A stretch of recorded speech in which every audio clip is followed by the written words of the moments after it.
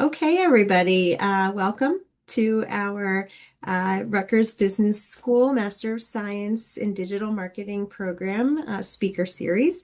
For those who may not know me, I'm Stacy Schwartz. I'm the founding director of the program here. And if you are new to our speaker series, I'm glad that you found us. Tonight, I'm very excited to have joining us Nate Elliott from eMarketer. He is a principal analyst at eMarketer, where he leads their coverage of how artificial intelligence impacts marketing, advertising, and commerce. He helps brands and sellers understand how AI is changing the way that people discover, research, and buy, and how to respond to those changes as a marketer. He brings over 25 years in digital marketing to that work, including time at Forrester Research and at my alma mater, DoubleClick, which I have been working with Nate for decades now, so it's a real pleasure to be able to bring him to educate you all in our program. And tonight he'll walk us through a framework for understanding and selling to AI users. Specifically, he'll cover three questions that brands must answer to succeed on AI platforms backed by real data. So one ask before we start, Nate, do you prefer to moderate to answer QA at the end or to pause it as you go? I'm happy with folks asking questions, and Stacey, if you want to maybe moderate those questions and flag the ones you think we should we should focus on, then that would be great. Perfect. So, please then, as you listen to Nate, please feel free to drop your questions in the chat as you think of them so that you don't forget them. And I will raise them at an opportune moment when there's a break or at the end if that's where we get. So, but we'll make sure that we do address all the questions. So, and if you need to hear something again a second time, like I said, we are recording today's session. So you'll all get the recording link later and you can always give it a second listen. So, Nate, we're glad you're here and I'll let you take it away. Great. Thank you very much, Stacey. What Stacey didn't mention is that we didn't just work together. She was actually my boss at DoubleClick a very long time ago, and she was a fantastic boss, as I'm certain she's a fantastic professor as well. So I'm thrilled to see Stacey again. I'm thrilled to be here and see all of you, and to take some time to talk about what I've seen in how artificial intelligence is changing the way people behave online and what that means for all of us as marketers, because obviously AI is having a significant impact on both of those things. So I'll start with something that I probably should never start with, which is old data on artificial intelligence. I'm going to show you a slide containing data from about 18 months ago. I understand that's a bit like showing you data on the state of the space program in 1967 and pretending that it's current, but there's a reason I'll show you this. In January of 2025, Gallup published this data. They asked several thousand American online users to indicate whether or not they remembered using an AI-enabled product in the past 7 days. And at that point, 36% of the respondents could remember having used AI. Some of them were actively using AI, saying going to ChatGPT or to Gemini. Some were passively using AI. They were seeing things like AI overviews on Google search results or seeing Rufus summaries on Amazon product pages. But what's interesting is Gallup followed that question up and gave people a list of AI-powered tools and technologies and said, which of these have you used in the past 7 days? And it turned out that while only 36% of people could remember using AI in the past week, 99% of them actually had. Almost every single person in the survey had used a tool that was fundamentally powered in one way or another by artificial intelligence and machine learning. And if that was true 18 months ago, then obviously 99% has not gone down. It's my estimate that every single person interacts with artificial intelligence either as a service or as content created by AI every single time they go online or use an internet-connected device. And the thing that I want to convey to you is not that everyone's using AI, because that's not interesting. I think you know that everyone is using AI whether they want to or not. What's interesting is that from our point of view at eMarketer, not all AI adoption is created equal. And so I think it's really important not just to look at what percentage of the audience that you're trying to reach is using AI.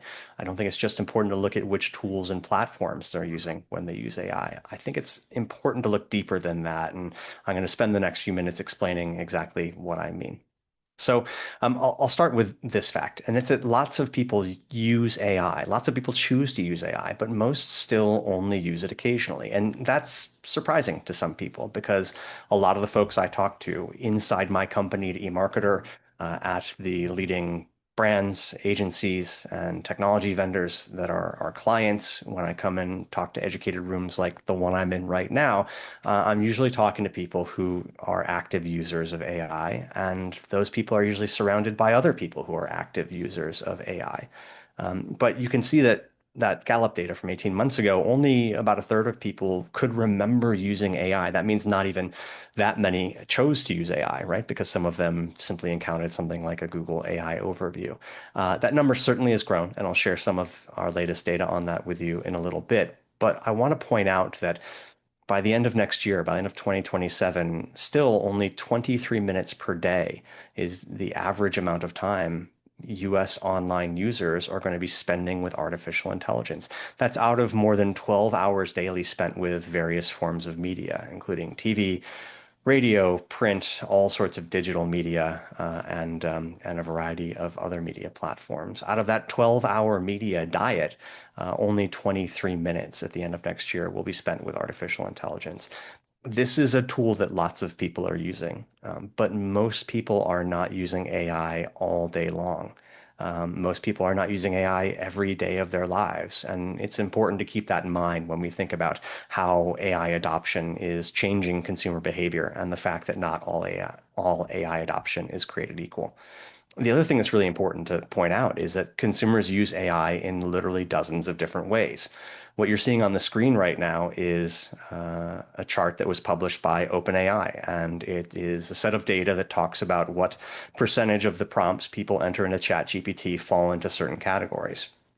And those categories are all over the map, not just all over the screen. Everything from creating an image to getting health and fitness advice to having chit chat with the AI to translating text and literally dozens of other behaviors. On your screen right now are about 24 different categorizations that OpenAI uses to classify the different ways that people use ChatGPT. Some of these look like established behaviors that we have seen for years in other channels, things like search or shopping. Some of them are completely new. There really, weren't a lot of ways for us to engage in idle greetings and chit chat with a computer animated device outside of maybe the Teddy Ruxpin that appeared in 1984. And now I'm just talking to Stacy because I'm assuming the rest of the room doesn't remember the talking Teddy Ruxpin from all those years ago. Um, but there are a lot of different ways that people use AI. What I'll say though is that I don't love where most of our industry focuses when we talk about AI adoption and AI usage because we tend to focus on, again, the technologies, the platforms that people use, and I don't think that's the most important question. I think it is an important question. We need to know if people are using Gemini or ChatGPT. We need to know if they're searching or shopping or writing or editing. But I think there are other really important questions that we need to ask first. So what I'm going to walk you through today is what I believe are the three questions that brands and sellers have to ask. And I think that marketers need to ask themselves these questions in order. And I'll start with the first question, which is usually where you start these lists. And the first thing you need to ask yourself is how many of your customers use AI? I want to do a quick poll. I don't have a poll built into the presentation, but if folks can open up their chat, anyone who is watching this live, I have a question for you, which is which generation do you think uses AI the most? So, baby boomers, Gen X, millennials, Gen Z, and Gen Alpha. I see that there are some folks in the chat. I can't actually see the chat window right now, but Stacy, I'll let you tell me if people are making guesses. We have a Gen Z, two Okay. votes for Gen Z. Votes for Gen Z, three votes for Third Gen vote Z. on Gen Z, but depends on use. Okay. All right. Well, I've already seen your deck, so I'm not going to guess. it turns out Wait. it is Gen Z. Jeff, I'm sorry. You chimed in late and you said millennials. The first few responses were right. It is Gen Z. I'm gonna go ahead and guess that a lot of the room is Gen Z, maybe skewing a bit towards millennial as well.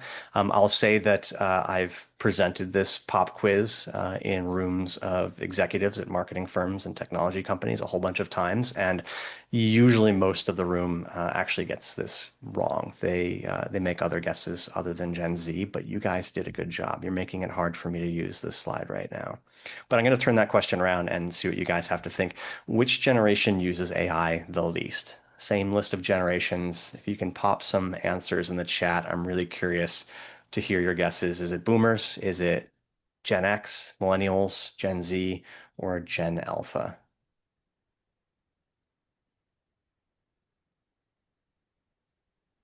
I know you guys have some guesses. Okay, We we have have, a oh, you vote said, for baby boomers. Yeah, I can see. I have a couple of votes for baby boomers. Okay, Shannon's gone all the way to the other end of the spectrum with Gen Alpha. All right, so most people are saying boomers. We did have a vote for Gen Alpha, and the prize on this one actually goes to Shannon. It's Gen Alpha. And this is another one that most people get wrong most of the time. Um, the reason why Gen Alpha uses AI the least is that only about half of them are literate. Gen Alpha, the age range is, I think, 2 years to 15 years, which puts the median age at around 7 or 8 years old. Almost half that population simply can't read and write at this point, and it's very hard to prompt an LLM or an AI chatbot if you can't read or write. In the next few years, if they keep going to school, they will become literate, and by 2029, maybe slightly earlier, they will overtake boomers to no longer be on the bottom of the pile in terms of AI adoption. Um, but yeah, I ask these both because I think they're fun, and I get to talk about the fact that there's an illiterate generation in our forecast model, which I'm not quite sure how our forecast team does that, but they are amazing and they figure it out. And the other reason I talk about this is I present this deck to smart people all the time, and they usually get one or both of these questions wrong. Many of you got one or both of these questions wrong. And I think we assume that everyone uses AI. We assume it's a universal thing, and we assume we know who does and doesn't use the technology and why. But the reality is, it bears further investigation. I mean, what's on the screen right now is our forecast broken down by age, broken down by generation, but there are perhaps some surprises in terms of which genders, which ethnicities, which socioeconomic backgrounds make people more or less likely to use AI, in terms of which behaviors people are engaging in an AI. Understanding how much of the audience you're targeting uses AI is an absolutely crucial first step if you are thinking of using artificial intelligence and AI chatbots as a channel to reach your audiences. Because there are a lot of companies out there for whom AI is already a perfectly good channel for trying to get a message out and trying to reach and persuade the audience that they're selling to. But there are other companies whose audiences are not using AI nearly as actively, and for whom this simply may not be the most important channel right now. It's important. I'm sure Stacy's talked to you about this. All your professors have talked to you about this. If your audience isn't using a tool or a technology or a channel, then it's very difficult to use it effectively to get your message out. And you may want to prioritize your resources elsewhere. And it's a valid question to ask about AI. No matter the level of hype and excitement and momentum behind these technologies, it's important to know if our audience is using AI and what percentage of them are actually actively engaged with these technologies. The second thing that I encourage brands to ask is, why do our customers use AI? And when I talk about the why, I'm not talking about which features or tools they use. I'm not talking necessarily about that multicolored chart that I showed earlier from OpenAI. I want to know why people are going to AI platforms in the first place. What are the actual human needs that drive them to use these technologies? Because it turns out that that technology platforms and technology preferences change pretty quickly. And the exact features that people use change pretty quickly. And so much of the data that I've seen in our marketplace is based at best on a mix of motivations and features. But this is, one of the better surveys I've seen. It's from the Associated Press. It was published last year. And, it talks about very specific granular tasks that people are accomplishing, like creating and editing images or helping to write emails or coming up with ideas. Those are reasons people are using AI, but those are not the human motivations necessarily that are driving people to the platforms. What I want to know is, what are they trying to accomplish? What is the problem that they're trying to solve?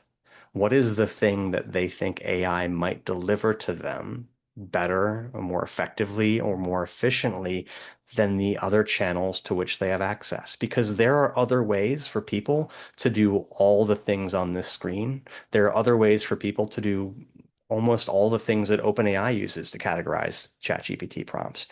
If we understand why people are deciding to come and use these technologies, it will give us a lot of insight into which strategies and which kinds of tactics and campaigns are most likely to work when we use AI as a channel for reaching out to our target audiences. And I'll get into some of that in a little bit more detail in just a minute. But before I do that, I just want to get to the third question, which is, which AI tools do our customers use? And again, I said this isn't the most important question. It is an important question. If your audience is completely on Gemini, you shouldn't be using ChatGPT. If your audience doesn't use general chatbots, but is constantly using chatbots on shopping platforms like Amazon's chatbot and Walmart's chatbot, then that's where you need to be. But the reason this is the least important is because this is something that is simply going to change on a very regular basis. I mean, if you don't believe me that platform and feature adoption can change quickly, ask ChatGPT. According to the data you see on your screen right now from SimilarWeb, in just 12 months, from January 2025 to January 2026, they lost 23 percentage points of share. They went from controlling 86.7% of global generative artificial intelligence website traffic in the beginning of 2025 to controlling 64.5% at the beginning of 2026. And I know you may be thinking, well, 64% is still a pretty good number, and it is. But that is an enormous swing downward for ChatGPT. And at the same time, Google's Gemini has experienced an enormous swing upwards, almost quadrupling their share of website traffic for Gen AI in that time. These tools will continue to change, both because people's adoption and preferences will change, but also because the tools themselves are constantly changing. It seems like every few weeks, each of these platforms releases a new model or a new update to a model. They change what the default model is when you open their app. They change the way their responses appear. Are they using images? Are they not using images? Are they including links? Are they not including links? This is changing all the time. But what changes a lot less are those motivations that I talked about a moment ago. Why people go to Gemini or ChatGPT or any of these other platforms is not something that will change on a weekly basis, but the platforms themselves, the features and the tools that people are using, that is something that is very likely to change. So I think if you ask these three questions in that order, you're likely to determine whether or not AI is actually a really important channel for you to use to reach your audience, what your audience is doing on these tools that you might be able to contribute to or advertise within or around. And then finally, what are the tools you should be using? Because again, all that insight about whether it's important and what motivations bring people to AI platforms doesn't really matter if you're advertising on the wrong one. So to help our clients answer those questions, we've built a data model, and it pulls together the answers in ways that you can actually use. And so what we're looking for here is an understanding of what percentage of a population uses AI, which motivations lead them to use AI, and then finally at the end, we can dig a little deeper and start to look at which technologies and platforms are using. And we call the model the building blocks of AI adoption because you can see that I've built a pyramid structure here in which each of these levels of the pyramid is equivalent to the frequency with which people engage in each of these behaviors. And the behaviors, again, are not used in image editor. We do have that data. We collect that, but we actually roll it up into larger categories of motivation. Are people looking for information or explanations? We call that asking. Are people trying to get things done in their personal lives? They're using AI for personal advice or guidance or tasks. We call that doing. Are they using AI just for fun, to pass time? We call that playing. Are they using AI for work purposes, whether it's a paid job or schoolwork? We call that working. Are they using AI to find and compare products or to make purchases? We call that, of course, shopping. Are they using AI as a friend, a companion, a therapist? We call that connecting. And I think the order of these bars, the order in which these are prevalent, is probably surprising to a lot of people. I hear a lot of clamor, a lot of chatter about the amount of shopping that happens in AI. When I drew a version of this on the whiteboard for my incredibly talented data graphics designer to turn into the much nicer chart that you see in front of you. I had shopping as a much bigger behavior. I assumed that that's what the data would say when it came back. Well, our survey is out of field. We're finishing the cleaning and the weighting of the data right now. So I'm going to go through these and show you in fractions rather than in exact percentages, what percentage of the US online population does each of these things on a weekly basis. And stay tuned because we're going to have the final cleaned weighted data published in the next couple of weeks. And certainly if you follow me on LinkedIn, you won't be able to shut me up about it when that makes it out the door. So let me start at the bottom with the largest behavior, which is asking. And about half of all online users say that they use an AI tool to look for information or explanations, at least weekly. It is almost 100% of the people who use AI who are using AI basically as a form of online search, as a Google supplement. And I'll make it clear, it's not a Google replacement. It is a Google supplement because one of the things that we've seen in the data is that the heaviest users of AI actually use Google more actively than the people who don't use AI. So the more you use artificial intelligence, the more likely you are statistically to be using Google on a daily basis. Um, but yeah, this is far and away the sort of the backbone or the bread and butter of what people are using AI for right now in the US. It's asking questions, looking for a specific piece of information or facts, or looking to have something explained to them. The next most common behavior, which is something about a quarter of online users do, is what we call doing. It's using AI for personal advice, for guidance, or for tasks. Maybe they're looking for advice on health or on finances, or they're looking for a recipe. They're trying to get information about how to complete a DIY task. They're using AI to create a calendar or manage a budget or a schedule or any of the other things in your personal life that you might use AI for. That is the second most common way that people use AI. The third most common way, and I was surprised this was as far up the list as it was, is playing. It's also something that about a quarter of the online population does. It is a little smaller than doing, but it's also right there at around a quarter of the online population use AI on a weekly basis or more just to pass time or to have fun. When we look at working, both again, schoolwork and paid work, that's something about 1/5 of the online population does on a weekly basis. And that ranges from doing research to taking, transcribing, and summarizing notes from meetings or lectures, all the way through to help with writing and editing reports for paid jobs or papers for classes. Shopping, and again, this is one that is a lot lower than I think most people would expect. Right about 1/6 of the online population, and that's a fraction. It's less than 20%. If if the fraction trips you up as it may, less than 20% of people say that they use AI for shopping on at least a weekly basis. And we're not talking about buying things, right? Because it's actually incredibly rare that you have an opportunity to buy something directly through an AI platform. We're talking about any of the parts of the journey, asking for advice on which products to look at in the first place, doing a deep dive on products and product comparisons, comparing prices, deciding which store to buy at, finding a website where you can actually complete the purchase and get your free shipping. All of those behaviors added up are something that fewer than 20% of online users are doing on a weekly basis, according to our data. And finally, connecting, using AI as a friend, a companion, a therapist, possibly even as a boyfriend or a girlfriend, is something that some people responded to in our survey. And less than 1/10 of the online population says that this is something that they're doing on a weekly basis. But when you look at this model, what I hope you understand is the scope of what people are doing online and also the specific reasons that they're using AI to go, they're going to, and to use AI in the first place. And, as I said, we're still cleaning and weighting the data, but what we'll be publishing when it's ready in a few weeks is a version of this with actual percentages or scores as opposed to just fractions. But also, we'll be able to compare different demographic, psychographic, and behavioral categories. We'll be able to look at how men use AI versus how women use AI. We'll be able to look at how the different generations are using each of these different behaviors.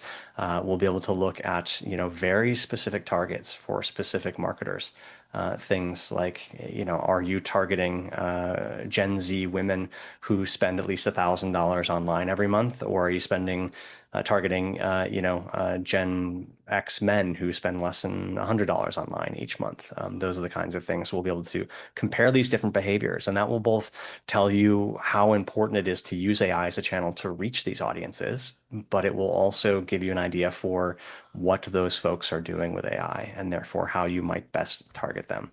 Because if you use a model like that, if you ask these questions, using this model, then that will help you guide your AI marketing strategy. So when you find out how many of your customers use AI, that percentage is going to tell you how important AI is in your marketing plan. Because again, there are certain marketers targeting certain audiences for whom this is incredibly important right now in 2026. And there are other marketers targeting other audiences for whom this is a nice to have marketing channel, or perhaps even one that simply isn't worth putting resources into just yet.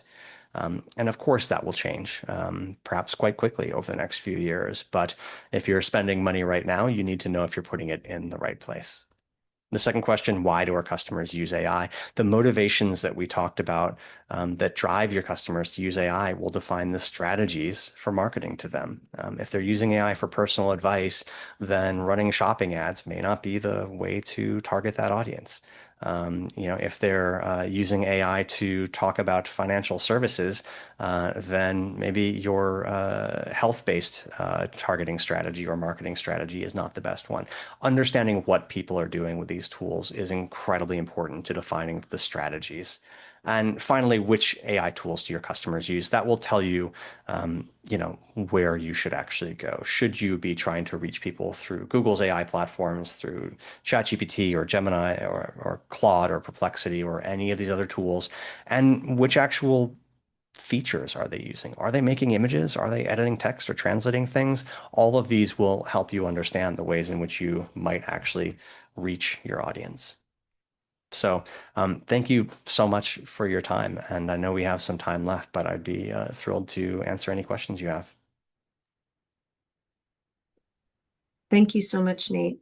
I'll start off the questions, and if anyone else has questions, you can feel free to raise your animated hand or put it in the chat, and we can handle it that way. But I guess one of the things I'm wondering is, of course, like practically, of course, if your customers aren't there yet, it shouldn't be a priority, right? And that makes theoretical sense. But if your strategy currently revolves around a lot on search, then don't you need a pretty big runway head start to figure out how best to optimize and live on on Gen AI, even if today your customers aren't using it? Like, doesn't it take a while to see success? So I guess is the hair on fire warranted, or is it okay to take it slower? Yeah, I mean, part of the answer to that question is who's your audience and how aggressively are they adopting AI? And part of the answer is what kind of resources are you working with?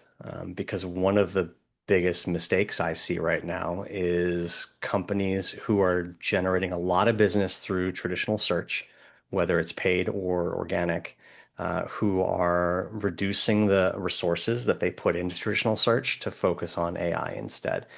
And here's the reality of the amount of time people are spending searching for things on AI versus searching for things on Google and other traditional search engines. Because it's important to clarify, right? Search is by far the number one way that people are using AI platforms and chatbots. That doesn't mean that these platforms are killing Google. It doesn't mean that traditional search is going away. And when I last ran my analysis based on ComScore's data for time spent searching on traditional platforms like Google and time spent searching for information on leading AI chatbots like ChatGPT and Gemini and Claude and Perplexity, I found that 95% of the time people are searching online in the US, they're going to Google or to one of the other traditional search engines. And 5% of the time, they're going to AI chatbots. Now, that had grown in 6 months. That had grown from 6 months earlier when it was about 3% up to 5%. This is moving. This is not going to stay static. But I'll point out two things. Number one, if you had to choose between putting resources, whether it's money or human resources or anything else, into targeting traditional search or targeting AI-based search, you would very likely be pretty foolish to choose to focus on AI search because the vast majority of the traffic you're getting to your website and your apps, of the sales that you're getting, the transactions you're getting, and of the time people are spending looking for you. The vast majority of all of those things right now is happening not on ChatGPT or Gemini, it's happening on Google. So right now, today, it's no contest between which is more important part of your digital marketing strategy. It has to be traditional search. That's where the money's coming back in right now. The thing about preparing for the future is an incredibly important point.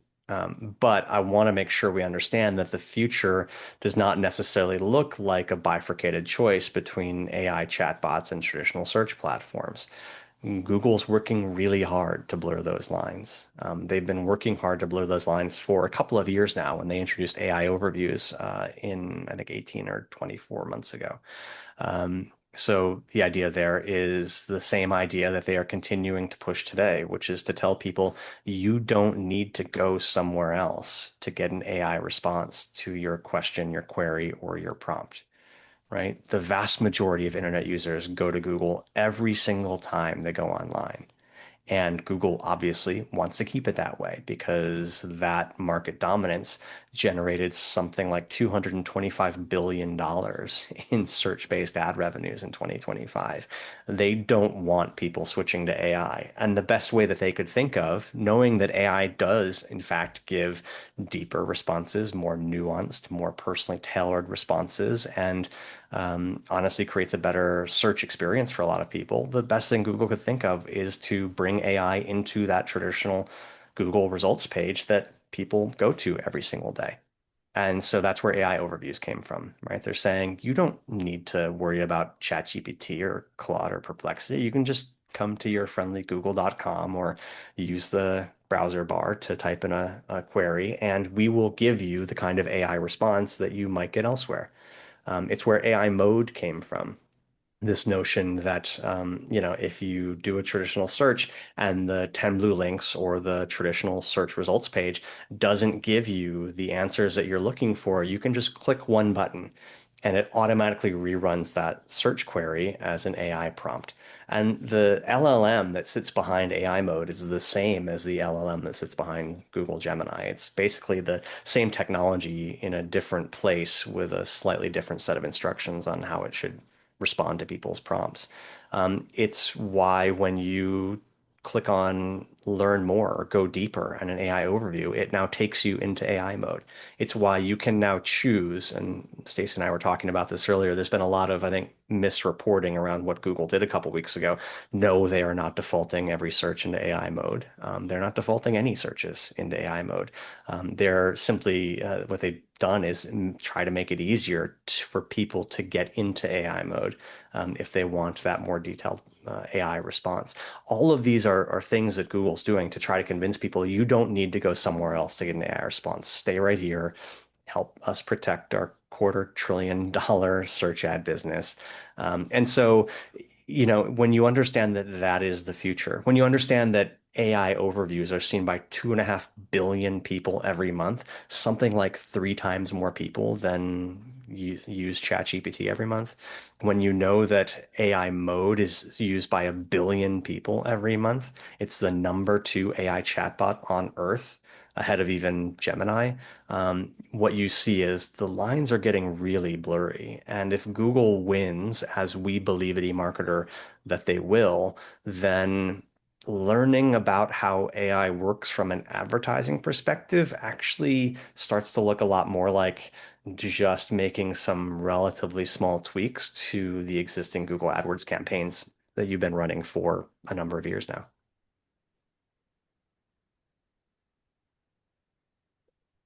And I guess that to the original question, that uh, makes SEO need to include AI optimization more readily as well.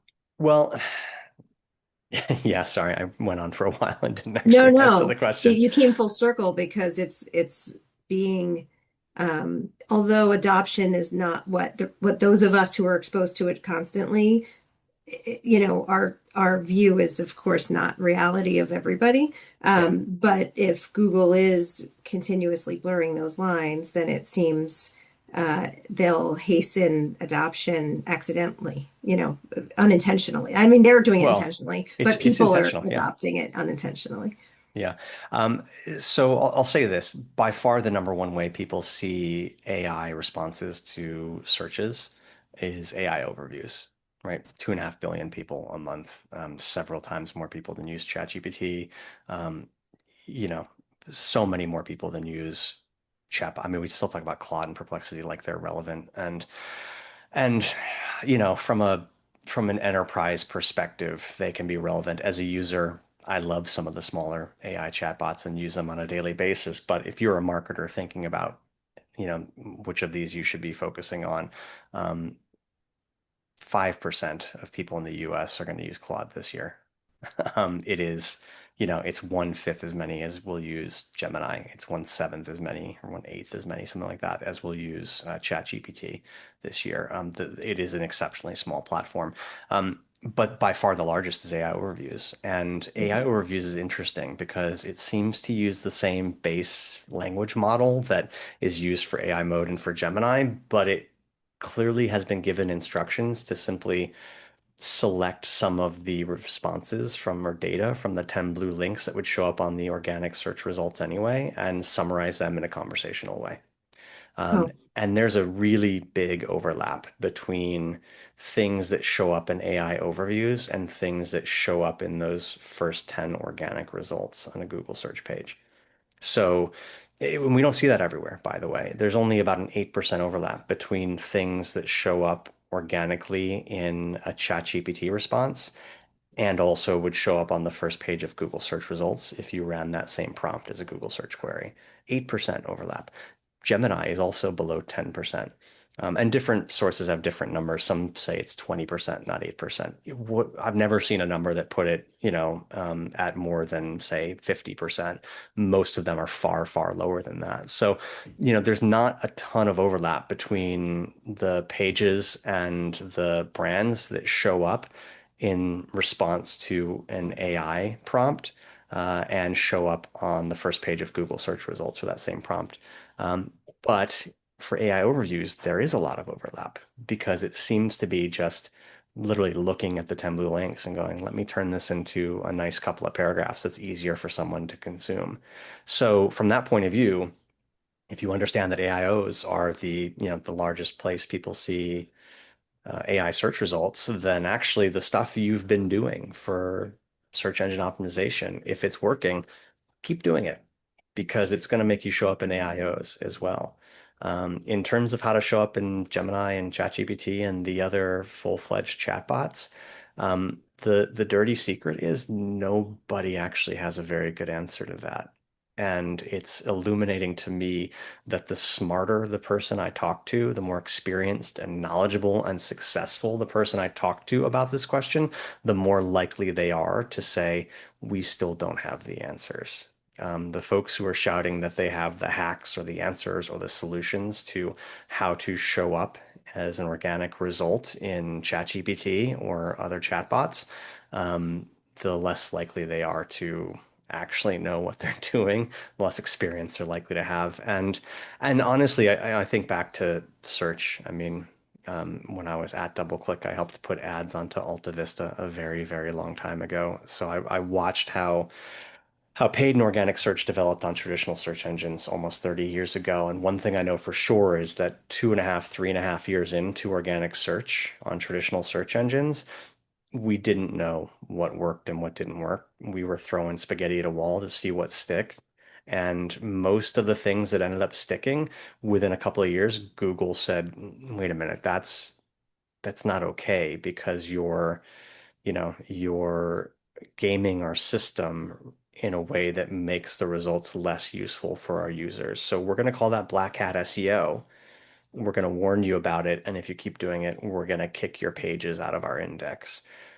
We're 2.5, 3.5 years into GEO right now. We're at the same phase. There's a lot of folks throwing a lot of spaghetti at the wall. Some of it might stick, but I've seen some of the stuff that's sticking, and I have to imagine that Google and OpenAI and some of these other platforms are going to say, you're gaming the system, you're making the results worse for the people we're trying to serve. That's black hat GEO, and you hear this is your warning. And if you keep doing it, we're throwing you out of the index, we're throwing you out of the training data. So that's I think, unfortunately, where we are. It's worth experimenting. It's worth trying. Just make sure you're not hurting your SEO in the process, and make sure you're not counting on it for any big results because I haven't seen anyone find repeatable white hat looking results in GEO at this point. Thank you. Um, any questions from you guys? There's a question from Rafiq. Hi, Rafiq. Um, he asked, do consumers use AI tools differently depending on whether they are at the top or bottom of the search funnel? And based on emerging research, are AI sources becoming more popular for early stage top of funnel information searches? Yeah. So it's something that we're actively investigating. And the reason it's not a straightforward answer is that the chatbots seem to be very eager to make recommendations on products, even when people don't ask about products. It's happened often enough that my own wife says, I've seen an ad on Gemini. Well, Gemini doesn't have ads, so you certainly haven't seen an ad on Gemini. But what that tells me is you've had an experience on Gemini where you asked about something and it very strongly recommended the product to you. And so the question of whether someone's at the top of the funnel or the bottom of the funnel becomes blurred when the source of advice or information they're using is so motivated to sort of push everyone towards products. It's something that will change, I think. All these tools, I think well established now that most of the AI platforms are very sycophantic. You are always the smartest, best person in the room if you're the one asking the questions or prompting them. They flatter you, they try to make you feel smart and good about yourself, and they do that because they're trained by running different versions of the tools against human testers and seeing which one people like. And wouldn't you know it, we like things that flatter us and tell us how smart and great we are. Likewise, at some point, presumably, there was testing where people were like, oh, I really enjoy being told about a product that might answer my need or solve my problem. But it's certainly possible that they've overcorrected because I've seen data indicating that 35 to 50% of the times that these AI platforms mention products to consumers, they're the ones who bring up products. It's not the consumers asking about things. It's the AI platforms saying, "Hey, did I have I told you about this product yet?" I mean, it's kind of like the Claude Super Bowl ad where the guy is talking to a fitness trainer and And he's like, let me tell you about these shoe lifts. That's kind of actually what's happening. And it's not advertising, it's just the organic models that somehow have been trained in this way. But this is what happens. Again, we're so early in all of these tools that the platforms themselves don't know what they want the tools to look like. I don't know if you've seen the thing that OpenAI had to instruct ChatGPT not to mention goblins because at some point they were testing it, probably with their own engineers, who gave a lot of thumbs up to responses that mentioned goblins, and all of a sudden the model wouldn't stop talking about goblins.